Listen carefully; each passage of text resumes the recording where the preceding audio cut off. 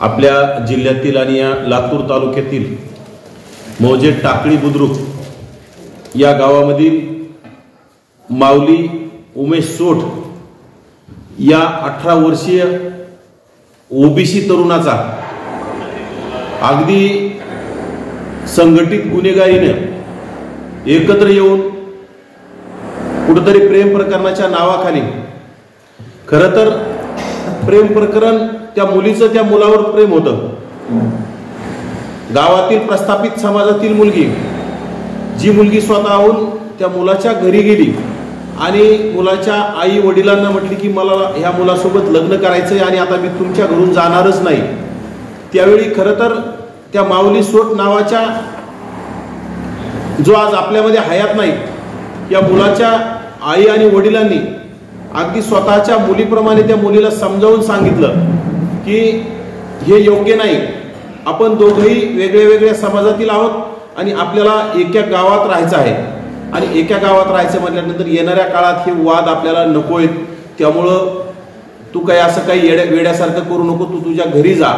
त्या मुलीला घरी पाठवलं आणि त्याच गोष्टीचा मनात राग धरून कुठंतरी या मुलांचं आणि त्या मुलीचं प्रेम प्रकरण आहे असा कुठंतरी गावातील गावगुंड आणि प्रस्थापित समाजातील जे मोडके असतील यांनी त्या माऊली सोठ नावाच्या युवकाला, अगदी विधानसभेच्या निवडणुकांची धामधूम सुरू होती, प्रचार सभांचा धुराळा सुरू होता, त्या दिवशी त्या टाकळीमध्ये स्वर्गीय लोकनेते विलासरावजी देशमुख यांच्या पत्नीची सभा एका साईडला सुरू होती आणि दुसऱ्या साईडला माऊली सोठ या तरुणाला ह्या 15-20 लोकांनी बाजूला बोलून घेतलं आणि कुठतरी आपल्याला भेटायचंय म्हणून बोलवलं आणि त्याला भेटायला बोलवल्याच्या नंतर अगदी त्याला ज्या वस्तूंनी, म्हणजे काठीनं, मोटरसायकलच्या चॉकअपनं, स्टीलच्या रॉडनं, लातानी, बुक्क्यानी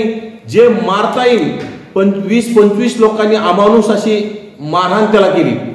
खरं तर राज्यामध्ये अनेक ठिकाणी हे खुनांचं सत्र सुरूच आहे. खरं तर म्हणायला पाहिजे की राज्यातील गृह विभाग करतोय काय. आज मस्साजोगचं प्रकरण असेल, त्यानंतर सोमनाथ सूर्यवंशी परभणीचं प्रकरण असेल, त्यानंतर पुणे येथील राजगुरुनगरमधील 2 मुलींची हत्या झाली आणि 2-3 दिवसापूर्वीच बारामती येथे परप्रांतीय, परदेशातील महिलेवर तिथं बलात्कार करून डांबून ठेवण्याचं काम झालंय. म्हणजे कायदा सुव्यवस्था कुठंतरी अतिशय बिघडलेली असताना, परंतु राज्यात काही नेते मंडळी एखादं प्रकरण उचलून घेत असताना कुठंतरी या मारेकऱ्यांना शिक्षा झाली पाहिजे, फाशीच्या शिक्षा झाल्या पाहिजे, ह्या गोष्टीच्या मागण्या करण्यापेक्षा राजकारण करण्यात मशगूल आहेत. आज आम्ही माऊली सोठ यांच्या कुटुंबियांची भेट घेतली 2 दिवसापूर्वी. भेट घेतलेली असताना त्या कुटुंबियांच्या व्यथा सांगितल्या त्यांनी की माऊली सोठला अगदी त्यांचे चुलते आणि त्या गावचे सरपंच तिथून आणायला गेल्याच्या नंतर सुद्धा त्यांना त्या माऊलीला हात लावून दिला नाही. त्यानंतर माऊली असा गंभीर, कुठेही हात पाय मोडला नाही, कुठं शरीराला इजा नाही, असं कुठेही शरीर शिल्लक राहिलं नव्हतं. अशा अवस्थेत त्या गरीब कुटुंबानं त्या माऊलीला अनेक दिवस हॉस्पिटलमध्ये उपचार देण्याचा आणि माऊलीला वाचवण्याचा प्रयत्न केला, ज्यामध्ये या गरीब कुटुंबाने 2 एकर शेती विकून 25 ते 30 लाख रुपये खर्च करून सुद्धा त्यामध्ये त्यांना अपयश आलंय. परंतु ज्यामध्ये त्या तरुणाच्या कुटुंबियांना दडपण दाखवण्याचं काम केलं, आमच्यावर गुन्हे दाखल करायचे नाही, नाहीतर तुम्हाला सुद्धा आम्ही गावात राहू देणार नाही, अशी भीती दाखवण्याचं काम केलं.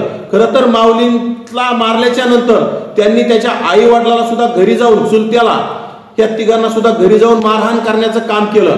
आणि हे काम करत असताना कुठंतरी या राज्याचे मुख्यमंत्री देवेंद्र फडणवीस यांचे लाडके आमदार अभिमन्यू पवार यांचे हस्तक, यांचे राईट हँड असणारा एक व्यक्ती, ज्याचे अनेक फोटो अभिमन्यू पवारांसोबत आहेत, म्हणजे त्या व्यक्तीनं, अभिमन्यू पवारांसोबत असणारे फोटो असणाऱ्या व्यक्तीनं यामध्ये प्रमुख आरोपी आहे.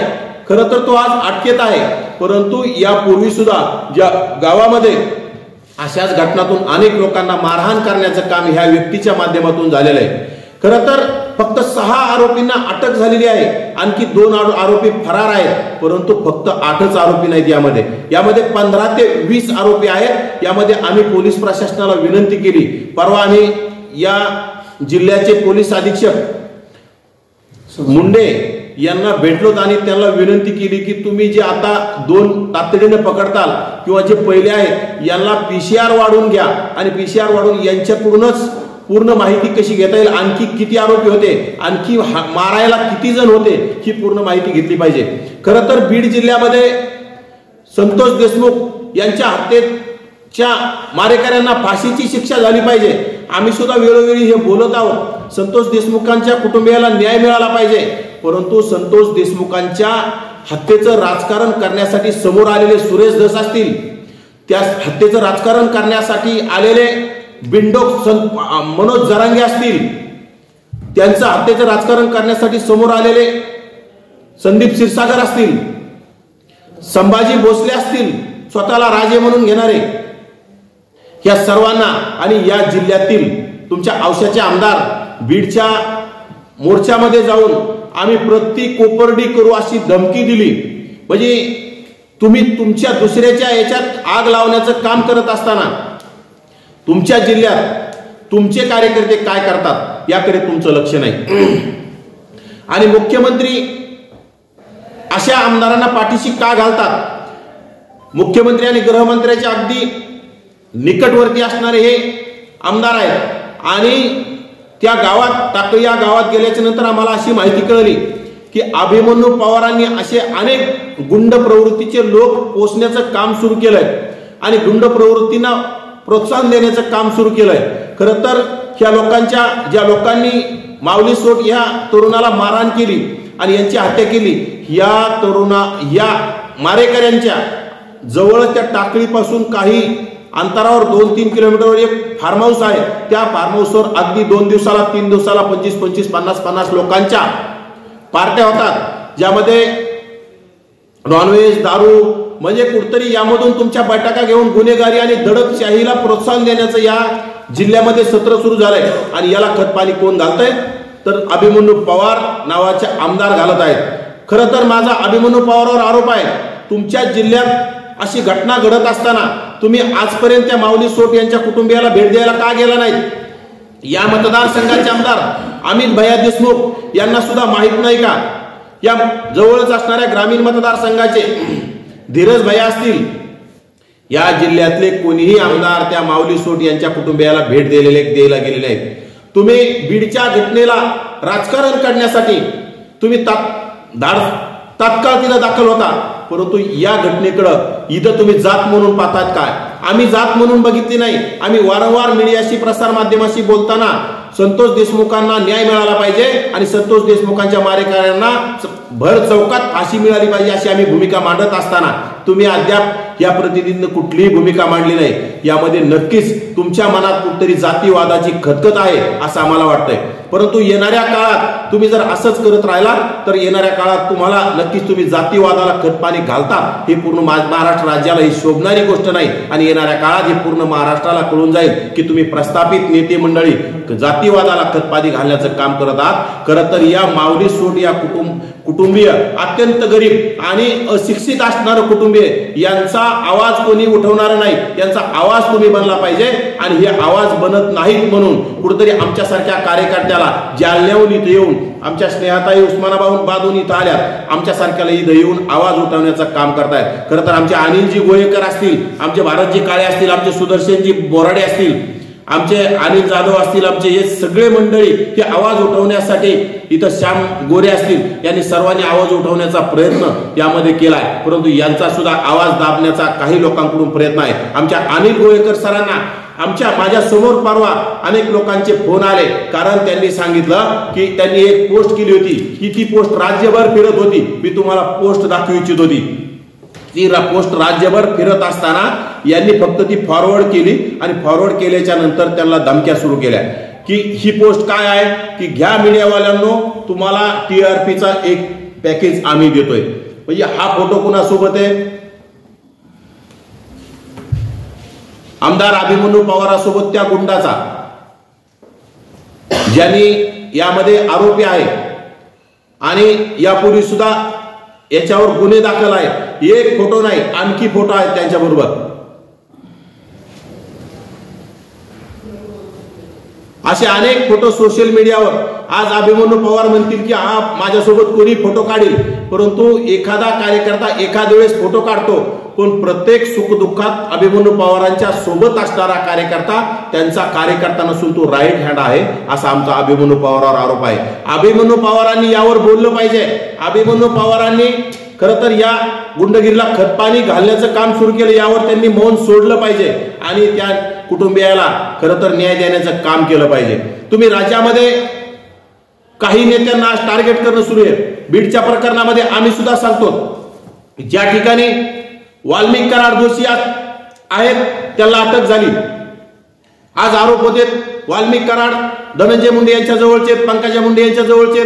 आम्ही ते सुद्धा सांगितलं की भविष्यात धनंजय मुंडे यांच्यावर जर आरोप सिद्ध झाले तर धनंजय मुंडेंना सुद्धा कारवाई झाली पाहिजे, होईल। आम्ही कोणाला पाठीशी घालण्याचं काम करत नाहीत, परंतु वेगवेगळ्या जिल्ह्यामध्ये वेगवेगळ्या गुंडांना पाठीशी घालण्याचं काम होत आहे। आम्ही कोणाला पाठीशी घाला म्हणत नाहीत, परंतु हे प्रस्थापित सुरेश धस असतील, मनोज जरांगे असतील, अभिमन्यू पवार असतील, संभाजी भोसले असतील, हे या प्रकरणावर बोलले पाहिजे। या पुणे जिल्ह्यातील 2 हत्या झाल्या तिथं कधी ते बोलले नाहीत। सोमनाथ सूर्यवंशीच्या प्रकरणात सुद्धा पाहिजे तसं बोलत नाहीत। आज हे प्रकरण होऊन गेल्या 6 तारखेपासून आज 15 तारीख आहे, आजपर्यंत काही प्रतिनिधींनी इकडे आवाज उठवण्याचं काम केलं नाही। खरं तर हा संघटित गुन्हेगारी आहे, एकत्र येऊन मारहाण करण्याचं काम यांनी केलंय। ह्या लोकांवर मकोका का लागला नाही पाहिजे, याला मकोका लागलाच पाहिजे, यासाठी या सर्वांनी बोललं पाहिजे। राज्यात कायदा सुव्यवस्था सर्वांसाठी सारखी असली पाहिजे आणि राज्याच्या गृहमंत्र्याला आमची विनंती, कायद्याचा सुव्यवस्थेचा न्याय सर्वांना सारखा मिळाला पाहिजे। तुम्ही जर जात बघून जर न्याय देत असाल तर नक्की तुमच्यावर सुद्धा येणाऱ्या काळात आमचा विश्वास राहणार नाही, या राज्यातील जनतेचा विश्वास राहणार नाही। त्यामुळं नक्कीच या घटनेला जातीय रंग न देता या सर्व नेत्यांनी कुठेतरी आपल्या जिल्ह्यातील, आपल्या महाराष्ट्रातील एका तरुणाची भर चौकात 5-25 लोकांनी मारहाण करून हत्या करण्याचं काम झालंय। अशा लोकांना मोका लागण्यासाठी अमित भाया देशमुख असतील, अभिमन्यू पवार असतील, धीरज देशमुख असतील, आणखी या मतदारसंघातील या जिल्ह्यातील कोण नेते असतील, यांनी समोर आलं पाहिजे आणि बोललं पाहिजे आणि या कुटुंबाला, गरीब कुटुंबाला न्याय देण्याचं काम केलं पाहिजे, अशी आमची विनंती। ग्रामीणचे आमदार रमेश आप्पा कराड। या माणुसकीला काळीमा फासणारी जी घटना घडलेली आहे, 6 तारखेला माऊली सोट यांचा मृत्यू झालेला आहे। 18 वर्षाचा हा बाळ माऊली 2 महिने कोमात होता। 3 हॉस्पिटल बदलले या माऊलीच्या उपचारासाठी त्याच्या आई वडिलांनी। माऊली सोटची पार्श्वभूमी सांगते, तो 18 वर्षाचा तरुण ITI करण्यासाठी लातूरमध्ये राहत होता आणि त्याचे आई वडील अशिक्षित आहेत, अत्यंत गरीब आहेत। टाकळी बुद्रुक हे लातूर जिल्ह्यामध्ये गाव आहे। लातूर ग्रामीण जिथे रमेश आप्पा कराड हे आमदार आहेत, धीरज देशमुख तिथे नेते आहेत, अमित देशमुख ह्या जिल्ह्याचे नेते आहेत, पालकमंत्री राहिलेले आहेत, अभिमन्यू पवार ह्या जिल्ह्याचे सर्व आहेत, आणखी जे काही मराठवाड्याचे नेते त्यांच्याशी संलग्न सुरेश धस साहेब असतील, इतर सगळेजण आहेत, पण कुणीही याच्याकडे सर्वांनी दुर्लक्षित केलेलं आहे। माऊलीच्या आई वडिलांची मी 4 दिवसापूर्वी भेट घेतलेली आहे। माऊलीच्या आई वडिलांनी पूर्ण घटनाक्रम सांगितला। माझी प्रत्येक नेत्यांना हीच विनंती आहे की तिथे जाऊन घटनाक्रम समजून घ्या आणि त्याच्यावर बोला आपण। अत्यंत ही घटना ऑनर किलिंग आहे। ऑनर किलिंग असल्यामुळे जेवढे सामाजिक कार्यकर्ते आपल्या महाराष्ट्रामध्ये आहेत त्यांनी इथं आलं पाहिजे, या घटनेवर बोललं पाहिजे। कुठल्याही जातीचा किंवा याचा काही संबंध नाही, ही घटना माणुसकीला काळीमा फासणारी आहे। ऑनर किलिंग मध्ये इथे सरळ मकोका कायदा, मकोकानुसार या आरोपीला याच्यावर गुन्हा दाखल होऊ शकतो। 15 लोक याच्यामध्ये गुन्हेगार आहेत, त्यापैकी 8 लोकांचे त्यांच्या आई वडिलांनी FIR मध्ये नाव घेतलेले आहेत। 8 पैकी फक्त 6 आरोपींना अटक झालेली आहे, 2 आरोपी फरार आहेत। ज्या दिवशी मी 4 दिवसापूर्वी सुप्रिया मुंडे साहेबांना, SP साहेबांना भेट घेतली आणि स्वतः भुजबळ साहेबांनी सुद्धा त्यांना फोन केलेला आहे, प्रकाश आंबेडकर, ॲडव्होकेट प्रकाश आंबेडकरांनी फोन केलेला आहे, देवेंद्रजींचे ऑफिसमधून सुद्धा, मुख्यमंत्र्यांच्या ऑफिसमधून सुद्धा SP साहेबांना फोन केलेला असताना सुद्धा 2 दिवस झालं हे आरोपी सापडलेले नाहीत। फक्त 6 आरोपी सापडलेत, आणखी 2 आरोपी फरार आहेत। मी दररोज याचा फॉलोअप घेते. जे PI आयो देडे साहेब आहेत त्यांना फोन करते, ताई आणखी सापडत नाहीत आरोपी, चालू आहे आमचा. हे पोलीस प्रशासनाचं काय चाललं, हलगर्जीपणा आहे का? गृह खात्याला मला सांगायचंय, आदरणीय देवेंद्रजी कायम या समाजाला दिशा देण्याची, जिथं जिथं अन्याय होते तिथे देवेंद्रजी खूप चांगली भूमिका घेतात असा आमचा समज आहे.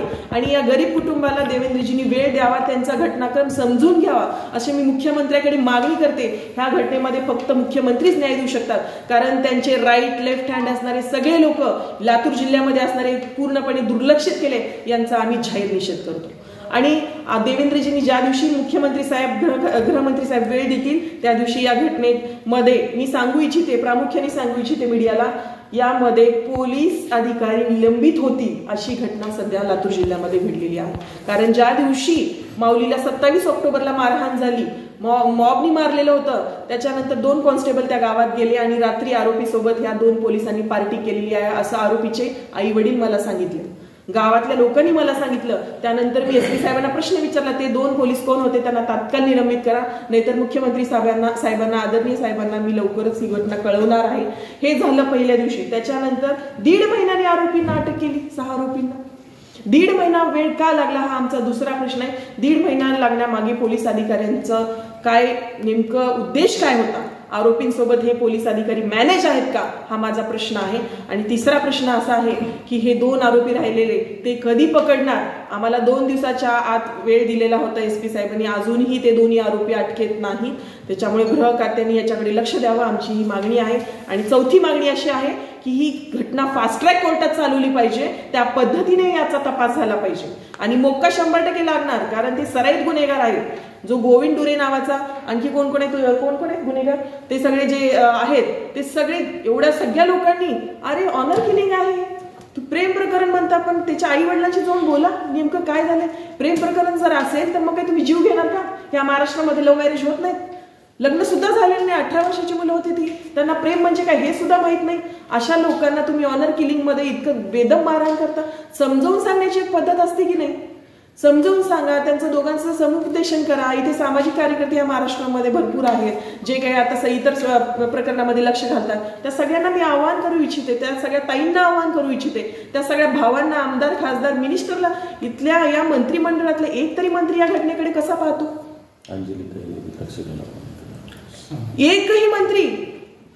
एकही मंत्री इथे आलेला नाही. आमच्या सामाजिक कर्त्या अंजलीताईंना पण मला सांगायचंय, ताई तुम्ही या, कारण तुम्ही अतिशय चांगल्या पद्धतीने घटना हाताळता असा महाराष्ट्रात समज झालेला आहे. तुम्ही इथे यावं, मी त्यांना सुद्धा सांगते की ताईंनी इथे यावं आणि घटना ही समजून घ्यावी.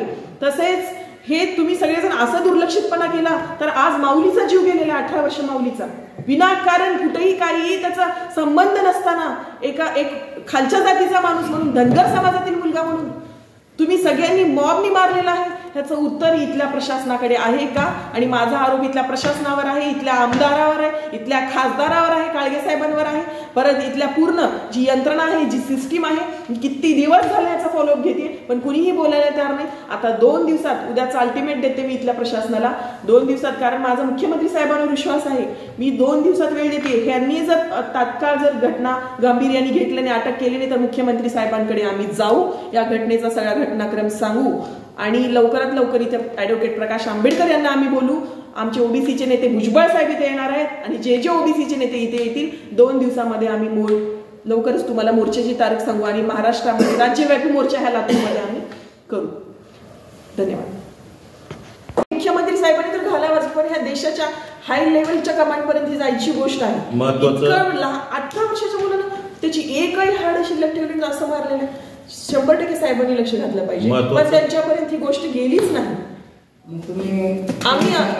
आता आम्ही अल्टिमेट दिलेल्या प्रशासनाला आणि महत्वाचं आपण सुद्धा मीडिया म्हणून एक कुठेतरी आपली एक जाण म्हणून गरीब कुटुंबातल्या व्यक्तीला न्याय मिळावा म्हणून आपल्या मीडियाने सुद्धा लक्ष घातलं पाहिजे. जसं बीडमध्ये छोट्या गोष्टीवर सुद्धा 24 तास या राज्यातील मीडिया तिथंच आहे, त्याप्रमाणे इथं जे घडलं हे आपण विश्लेषण प्रसारमाध्यमातून गेलं पाहिजे. त्यातून पूर्ण महाराष्ट्राला माहिती होईल, नक्कीच याला न्याय मिळेल. आणि न्याय देण्यासाठी आपण सर्वांनी आपला भाऊ, आपला मुलगा असं म्हणून आपल्याला एक कार्य करावं लागणार आहे. कारण त्या माऊलीचे आई वडील जाऊन पाहिल्याच्या नंतर ते स्वतःला न्याय मागण्याची सुद्धा त्यांची कॅपॅसिटी नाही. कारण की न्याय मागायला सुद्धा कुठेतरी नेतृत्व करणारा घरात बोलका माणूस लागतो. हे कुठेतरी शेतात राबणारे त्याचे आई वडील आहेत आणि त्याचा भाऊ आज मांजरा कारखान्यावर जॉबला आहे. एक 10-15 हजार रुपये पेमेंट असेल, म्हणजे कुठेतरी पोटाची खळगी भरण्यासाठी त्यांचा वेळ ते घालवत आहेत. अशा लोकांनी न्याय कोणाला मागायचा आहे? अशा लोकांसाठी आपल्यासारख्यांनी सर्वांनी, मीडिया असेल, समाजकारणात काम करणारे असतील, राजकारणात काम करणारे असतील, म्हणजे सत्तेतले असतील, विरोधातले असतील, या सर्वांनी आवाज उठवला पाहिजे. आणि खरं तर ही महाराष्ट्राला असणारी काळीमा लागलेली ही घटना आहे, ही घटना राज्यासमोर आली पाहिजे आणि ज्या हत्यारे आहेत, जे मारेकरी आहेत, यांना कठोर शिक्षा होऊन फाशीची सारखी शिक्षा झाली पाहिजे. आणि खरं तर फक्त 8 आरोपीची नाव आहेत अद्याप. आम्ही या पोलीस अधीक्षकांना विनंती केली की तुम्ही ते जरी त्या माऊलींचे आई वडील भीतीपोटी सांगत नाहीत, परंतु त्यामध्ये 15 पेक्षा जास्त आणि 20च्या आसपास आरोपी आहेत. त्या सर्व आरोपींना पोलिसांनी शोधलं पाहिजे. जसं बीडमध्ये एक आरोपी शोधण्याचं काम, त्याचं नाव नसलं तरी त्याला शोधण्याचं, खोदण्याचं काम सुरू आहे, तसं काम या घटनेमध्ये सुद्धा झालं पाहिजे.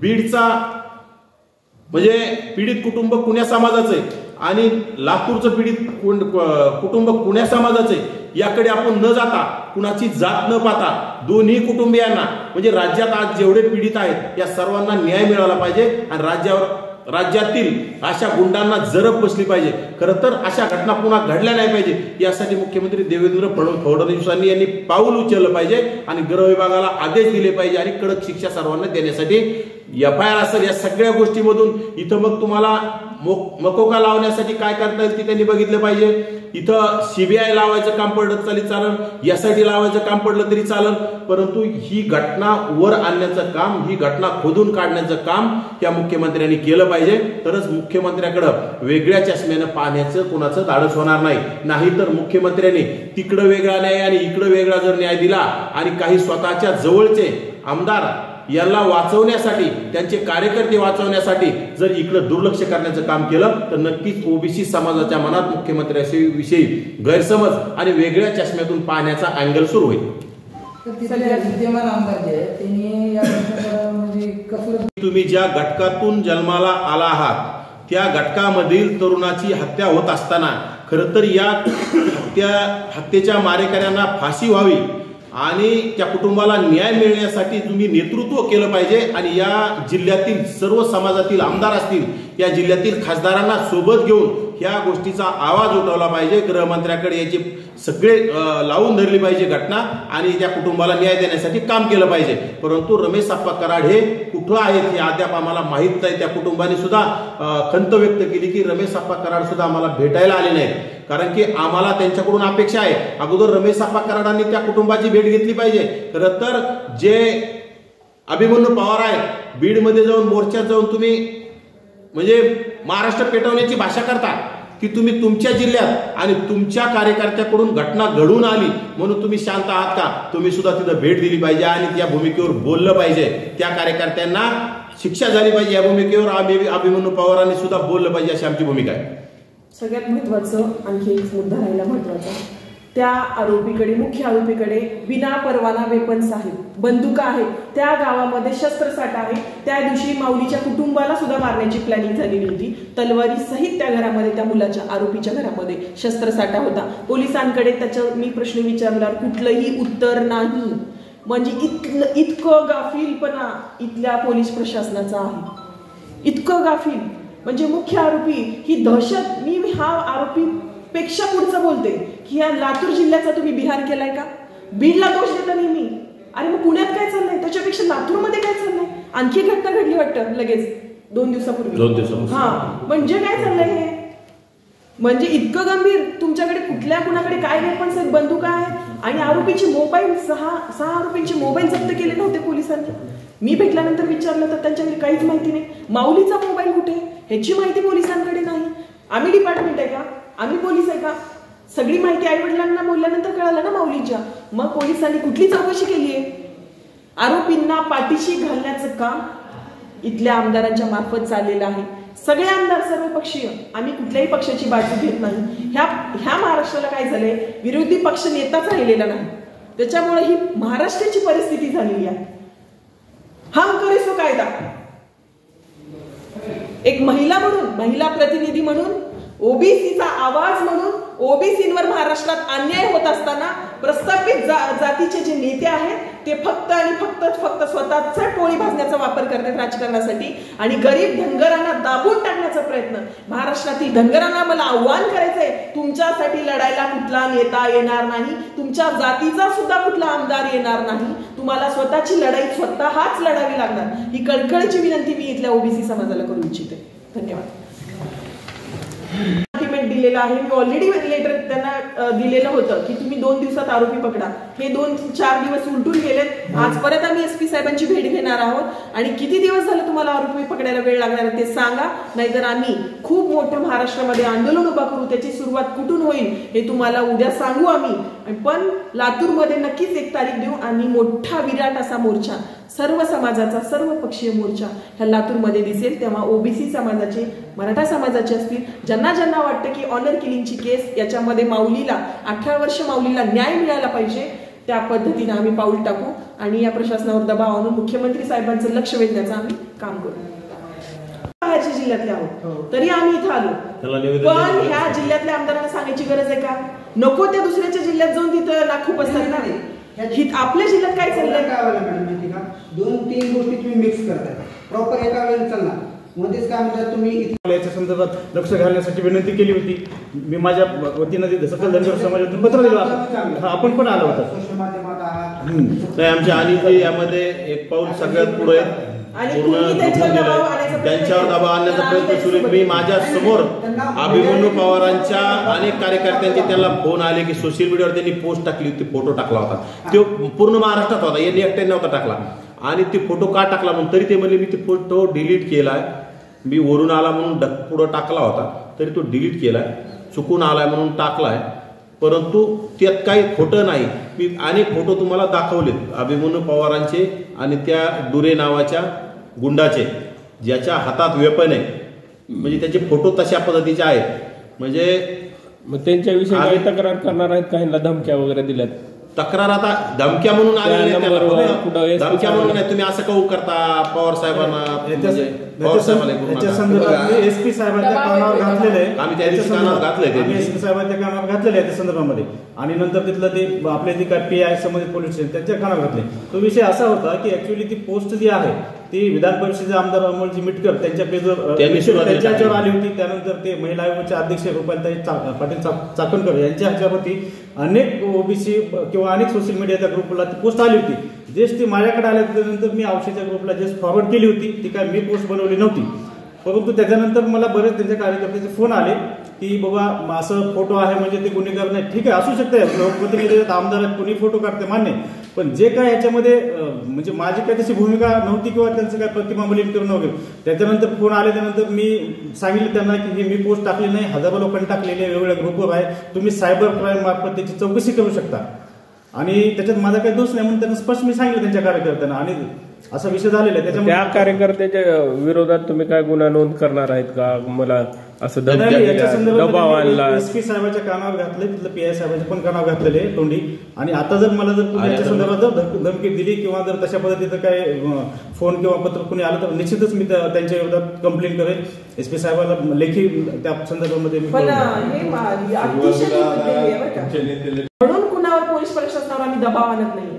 जर शेवटी त्यांना तेच करायचं असेल की न्यायच द्यायचा नसेल माऊलीला, तर मग आम्हाला मोर्चा आंदोलनाशिवाय पर्याय नाही, आणि याच्यामध्ये सगळ्यात पुढे मी असेल। एक महिला म्हणून मलाच वाईट वाटायला लागलं की माझ्या मराठवाड्याचं नाव पूर्ण महाराष्ट्रात नाही तर देशात खराब व्हायला लागलं। कोण सुद्धा याच्या पुढे बोलायला तयार आहे? पोलीस प्रशासनाचे पायाच पडायचे राहिलेत का? इथल्या आमदारांच्या पाया पडायचे नाही तर आमदाराला घरातून ओढून आणायचं का? चल रे बाबा माऊलीच्या घरी म्हणून। इथल्या आमदारांसाठी करायचं काय? मतदानाच्या वेळेस कसं पाया पडता तुम्ही मतदारांच्या? मग मतदानाच्या वेळेस त्याच माऊलीच्या घरी मतदानासाठी पाया पडायला गेलता ना तुम्ही, मग आता माऊलीचा जीव गेलाय, मग त्याच्या आई वडिलांसाठी तुम्ही सांत्वन करायला जाणार नाही का? रमेश अप्पा असतील, अभिमन्यू पवार असतील, काळगे साहेब असतील, इथले धीरज देशमुख असतील, त्यांचा वारसा आहे प्रस्थापितांचा, सुरेश धस साहेब असतील जे मोठे मोठ्यांनी बोलतात, जरांगे पाटील असतील, त्यांना खूप कळवळ आहे ना धनगरांविषयी. वाटते ना मराठ्यानंतर मी धनगर आरक्षणाचा विषय घेईल, धनगरांच्या लेकराचा जीव गेले जरांगे पाटील. येणार का जरांगे तुम्ही इथं? हा माझा जरांगे पाटलाला सवाल आहे. जर तुम्ही इथे नाही आले जरांगे पाटील तर तुम्ही 100% जातीवादी आहेत, हा माझा आरोप आहे जरांगे पाटलांवर. ठीक आहे.